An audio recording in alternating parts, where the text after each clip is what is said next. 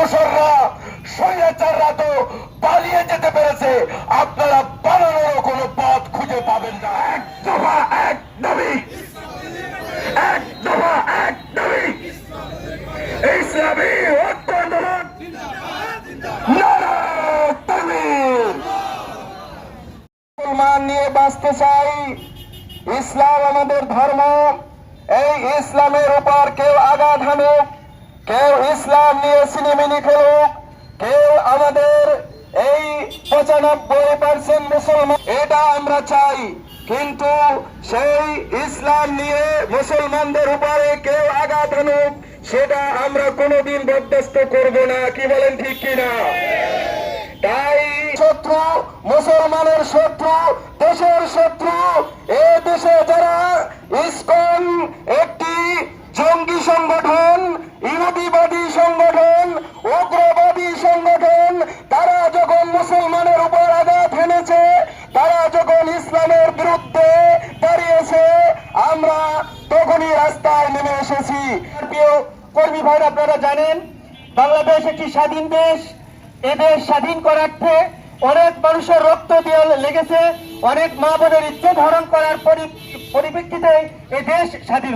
মুসলমান, আমরা মুসলমানিত্বকে নিয়ে, কোরআনকে নিয়ে, সুন্নাহকে নিয়ে বেঁচে থাকতে চাই। কিন্তু আমরা বারবারই দেখছি আমাদের পাশের দেশ আমাদের সাথে বিভিন্ন রকমের শত্রুতার মাধ্যমে তারা বিভিন্ন ষড়যন্ত্রে লিপ্ত রয়েছে। তাদের ভিতরে একটা হলো ইসকন। আপনারা জানেন এই সংগঠন বারবার যখন থেকে তারা এই বাংলাদেশে ঘাঁটি গেড়েছে, তারপরে থেকে তারা ষড়যন্ত্রে লিপ্ত রয়েছে। আমরা চাই মুসলমানরা কারোর ষড়যন্ত্রকে তোয়াক্কা করবে না, মুসলমানরা তাদের স্বতন্ত্র বৈশিষ্ট্য নিয়ে মুসলমানরা দাঁড়িয়ে যাবে। তারই ধারাবাহিকতা আজকে আমরা ইসলামী ঐক্য আন্দোলন কুষ্টিয়া জেলা শাখার পক্ষ থেকে তাদের বিরুদ্ধে আমরা দাঁড়িয়েছি, আমাদের ভাইরা দাঁড়িয়েছে। আমরা ইনশাল্লাহ বক্তাদের থেকে বক্তব্য শুনবো। বৈধতা নাই, এটা আপনারা সবাই জানেন। অথচ দীর্ঘদিন যাবৎ তারা এই দেশে একটা অরাজক পরিস্থিতি সৃষ্টি করছে। আমরা দেখেছি চট্টগ্রামে কোমলমতি শিশুদেরকে তারা হরে কৃষ্ণ হরে রাম স্লোগান শিখাইছে, তাদের প্রতিমার প্রসাদ খাওয়াইছে। তখন বিভিন্ন মিডিয়াতে এই খবর এসেছে, কিন্তু আমরা সেগুলো কর্ণপাত করি নাই, আমাদের প্রশাসনের ভাইরা সেগুলো দেখেন নাই। দীর্ঘদিন যাবৎ শুধু আমেরিকা থেকে সাংবাদিক ইলিয়াস ইসকনের ব্যাপারে অনেক তথ্য আমাদেরকে দিয়েছেন, তখনও আমাদের সরকার এ ব্যাপারে কোনো সিদ্ধান্ত, কোনো তৎপরতা চালাননি। আমার মনে আছে আমি আমাদের এলাকায় একটা পাড়াগায় একটা মাদ্রাসা করতে গিয়েছিলাম, অথচ সেই শুধু ব্যানার টাঙানোর ফলে আর র্যাবের অফিস থেকে আমাকে 4 বার ডেকে নিয়ে আসা হয়েছে, কেন আমি তাদের অনুমতি ছাড়া একটা মাদ্রাসা করতে শুরু করেছি। অথচ এই যে ইসকন দীর্ঘদিন যাবৎ বাংলাদেশের প্রায় প্রত্যেকটা জেলায় তারা শাখা খুলে, ব্যাপারে কখনো আমরা শুনি নাই প্রশাসনের পক্ষ থেকে, সরকারের পক্ষ থেকে তাদেরকে কোনো জবাবদিহিতার আন্দাজে আনা হয়েছে। এবং শেষ পর্যন্ত আমরা কি দেখলাম, তারা দিনে দুপুরে প্রকাশ্য আদালতের মধ্যে ঢুকে আমাদের একজন ভাইকে আদালত চন্দ্রে হত্যা করেছে। আমরা এর প্রতিবাদ জানাই। যেই সংগঠনটাকে, যেহেতু এদের কোনো সার্টিফিকেট নাই, এদের কোনো বৈধতা নাই, এদেরকে অবিলম্বে আইনের আওতায় আনে। যারা যারা এর সঙ্গে জড়িত ছিল বাংলাদেশে, তাদের এখানে সমূলে উৎখাত করে আমাদেরকে নিরীহ শান্তিপ্রিয় মুসলমানদেরকে শান্তিতে এই দেশকে সেবা করে এই দেশে বসবাস করার সুযোগ করে দেওয়ার জন্য আমরা আবেদন জানাচ্ছি। আর একই সঙ্গে বলতে চাই, যারা এখানে হিন্দু ভাইরা আছেন, আপনারা জানেন, আমরা শুনেছি আপনাদের অনেক মন্দিরকে তারা জোরপূর্বক দখল করে তাদের কার্যক্রম চালাইছে, অবৈধ কার্যক্রম চালাচ্ছে। আপনারাও সাবধান হন, আপনারা এই দেশের নাগরিক, আমরা আপনাদের ভাই, আমরা আপনারা একসঙ্গে থাকতে চাই, শান্তিতে মিলেমিশে থাকতে চাই। অতএব আপনাদের কাছে আমাদের দাবি থাকবে, আপনারা তাদেরকে কোনো রকম প্রশ্রয় দিয়েন না, তাদের সঙ্গে কোনো সহযোগিতা করবেন না। আমরা কিন্তু এক দফার দাবিতে এখানে এসেছি। আমরা অতি শীঘ্রই এই দেশ থেকে ইসকন নামক একটা উগ্রবাদী, হিন্দুত্ববাদী, ইহুদিবাদী সংগঠনকে নিষিদ্ধ দেখতে চাই। আমরা সরকারের কাছে দাবি জানাই, অবিলম্বে কার্যকরী পদক্ষেপ গ্রহণ করুন। আপনারা সবাই জানেন আজকে আমরা কি জন্য এখানে দাঁড়িয়েছি, সকলে অবগত আছেন।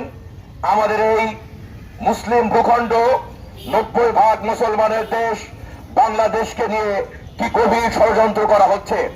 বিগত 4 মাস ধরে তারা বিভিন্ন রকমের ষড়যন্ত্র করে চলছে, কখনো বিচার বিভাগ দিয়ে, কখনো আনসার বাহিনী দিয়ে, কখনো রিক্সা বাহিনী দিয়ে, এবং সর্বশেষ এই ইসকন নামক উগ্রবাদী সন্ত্রাসী সংগঠন দিয়ে এক গভীর ষড়যন্ত্রের জাল এখানে বিস্তার করা হয়েছে।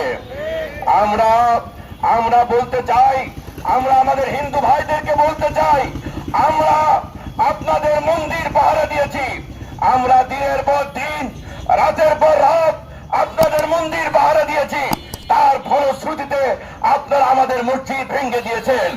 আমরা আপনাদের সাথে শান্তি সম্প্রীতি রক্ষা করেছি, আর আপনারা প্রকাশ্যে দিবালোকে আমাদের সাইফুল ইসলাম আলিফ ভাইকে নির্মম ভাবে কুপিয়ে হত্যা করেছেন। সুতরাং আমরা বলতে চাই, আপনারা যদি আমাদের এই উদারতাকে দুর্বলতা মনে করেন তাহলে চরম ভুল করবেন। আমরা স্পষ্ট ভাষায় বলতে চাই, যদি এদেশের মানুষ, এদেশের তৌহিদি জনতা, এদেশের মুসলমানরা আপনাদের বিরুদ্ধে সোচ্চার হয়, আপনাদের দোসররা, স্বৈরাচাররা তো পালিয়ে যেতে পেরেছে, আপনারা পালানোর কোনো পথ খুঁজে পাবেন না। এই জন্য আমরা স্পষ্ট ভাষায় জানাতে চাই, আপনারা এই দেশে মুসলমান থাকবে, হিন্দু থাকবে, খ্রিস্টান থাকবে, সকল প্রকারের মানুষ এখানে বসবাস করবে, কিন্তু কোন উগ্রবাদী, কোন সন্ত্রাসী সংগঠনের স্থান এই বাংলার জমিনে হবে না। আমরা আরো বলতে চাই, সরকারের দৃষ্টি আকর্ষণ করতে চাই, এই ISKCON Singapore, Malaysia, Indonesia, Saudi Arab সহ পৃথিবীর বিভিন্ন দেশে উগ্রবাদিতার কারণে নিষিদ্ধ করা হয়েছে। আমরা আমাদের এই মানববন্ধন থেকে সরকারকে স্পষ্টভাবে বলতে চাই, এই উগ্রবাদী সন্ত্রাসী সংগঠনকে অতি দ্রুত নিষিদ্ধ করতে হবে। স্বাধীন বাংলাদেশকে আজকে উগ্রবাদী আমাদের মাঝে এসে উগ্রবাদী দিয়ে শান্তি বিনষ্ট করতে চাই, স্বাধীনতা খর্ব করতে চাই। তাই আমরা চাই এদেশে উগ্রবাদীর কোনো ঠাঁই নাই এবং এদেশে উগ্রবাদীর কোনো ঠাঁই থাকবে না। আমরা উগ্রবাদীকে চাই না।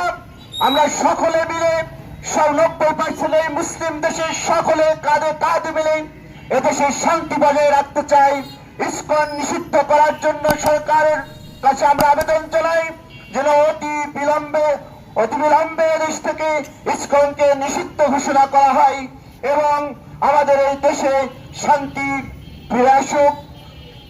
জুলাই আগস্টের যে বিপ্লব, যে স্বাধীন হয়েছে, আজকের সেই স্বৈরাচার, সেই ফ্যাসিবাদ যেন আবার এদেশে ফিরে না আসতে পারে, সেই দিকে আমাদের ভাইদেরকে আমি উদাত্ত আহ্বান জানাই। এই মানববন্ধনের মাধ্যমে জানিয়ে দিতে চাই সরকারকে, এই উগ্রবাদী এদেশে কোনো ঠাঁই নাই।